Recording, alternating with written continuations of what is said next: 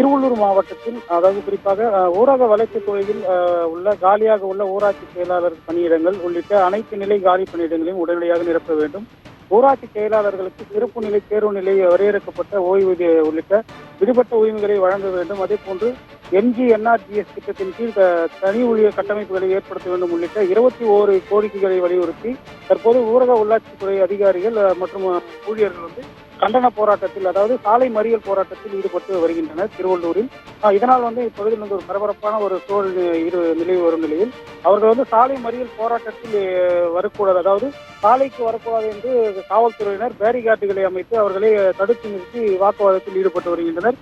குறிப்பாக போராட்டத்தில் ஈடுபட்டு உள்ளவர்கள் அனைவரும் பார்க்க போனால் பிடிஓ ரேங்கில் உள்ள அதிகாரிகள் மட்டத்தில் உள்ளவர்கள், அதே போன்று வட்டாட்சியர் நிலையில் உள்ள அதிகாரிகள், இவர்கள் போராட்டத்தில் அரசு எதிர்த்து போராட்டத்தில் ஈடுபட்டு வரும் நிலையில் இவர்கள் சாலை மறியலில் ஈடுபட வேண்டாம் என்று காவல்துறை பல்வேறு கோரிக்கைகளை கூறியும் அவர்கள் சாலை மறியல் போராட்டத்தில் நாங்கள் ஈடுபடும் என்று கூறி அதிகாரிகளுடன் வாக்குவாதத்தில் ஈடுபட்டு வருவது பகுதியில் ஒரு பெரும் பரபரப்பான ஒரு சூழ்நிலை ஏற்பட்டுள்ளது.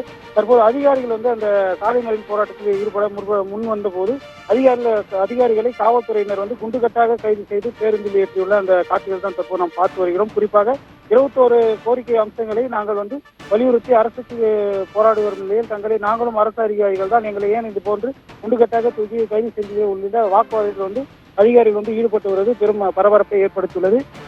அரசு தமிழக அரசு தற்போது உள்ள திமுக அரசு அதிகாரிகளால், அதாவது எங்களை போன்ற அதிகாரிகளால் தான் தற்போது இந்த அரசு ஆட்சியை அமைத்துள்ளது. ஆனால் ஆட்சியை அமைத்த அரசு தங்கள் கோரிக்கைகளை நிறைவேற்றாமல் தங்களை கிடப்பில் போட்டு தங்களை அதிகமான ஒரு பாரத்தை ஏற்படுத்தி உள்ளது என்று கூறி ஊழியர்கள் மற்றும் அதிகாரிகள் போராட்டத்தில் ஈடுபட்டு வரும் நிலையில் காவல்துறையினர் அவர்களை கைது செய்து தனியார் மண்டபத்தில் அடைத்துள்ளனர். இதனால் திருவள்ளூர் பகுதியில் ஒரு பரபரப்பான ஒரு சூழல் நிலவி வருகிறது.